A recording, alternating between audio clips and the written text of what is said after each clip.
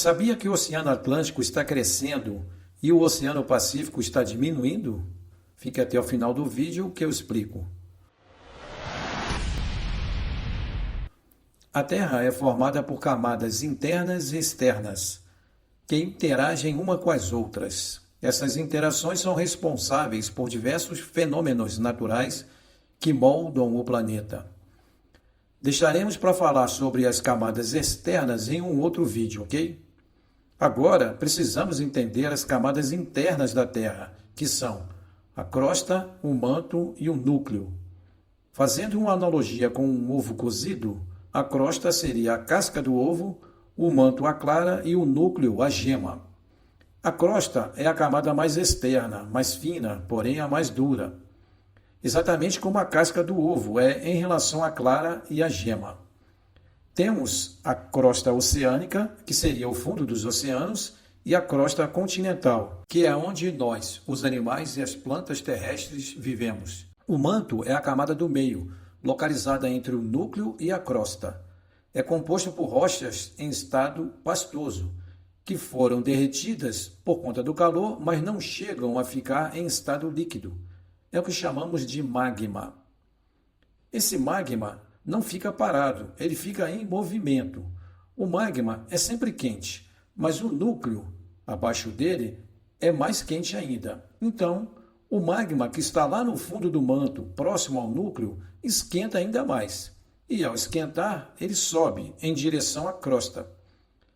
E quando chega próximo à crosta, ele dá uma esfriadinha. Aí, então, ele desce, reiniciando o processo. É semelhante ao que ocorre com um mingau sendo esquentado em uma panela, ou quando esquentamos o ar que está dentro de um balão. Esquentou, sobe. Esfriou, desce. Esse movimento dentro do manto é chamado de correntes de convecção. São como rios de rocha derretida que se movem muito lentamente ao longo de milhões de anos. Apesar da lentidão, a força dessas correntes é gigantesca e é a principal responsável por diversos fenômenos que observamos na superfície da Terra, sendo inclusive responsáveis por terremotos e vulcões. Quanto ao núcleo, também vamos deixar para falar dele em detalhes em outro vídeo. Sabemos que ele é muito importante, inclusive é responsável pelo campo magnético da Terra, que ele tem duas partes bem distintas, etc.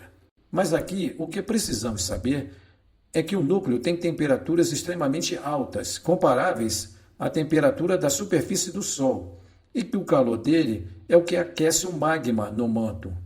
É como o fogo debaixo de uma panela de mingau, beleza?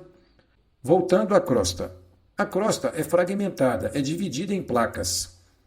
Lembra do ovo cozido? Então, é como se a casca do ovo cozido estivesse toda rachada, ou seja, a crosta não é uma esfera completinha, ela está toda dividida, toda rachada.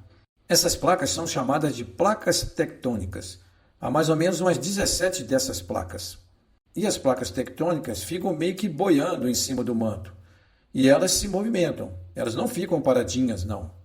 Lembra-se das correntes de convecção? Então, elas é que são as responsáveis por movimentar as placas tectônicas.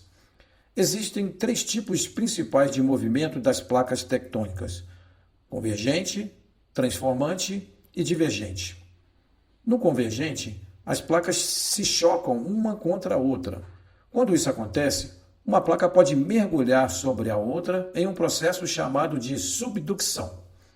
A subducção pode levar à formação de vulcões e cadeias de montanhas, como os Andes e o Himalaia. Esse tipo de movimento também é responsável por terremotos intensos. No transformante, as placas deslizam lateralmente, uma em relação à outra, raspando uma na outra. Pode causar terremotos, embora geralmente menos intensos do que os causados pelos movimentos convergentes.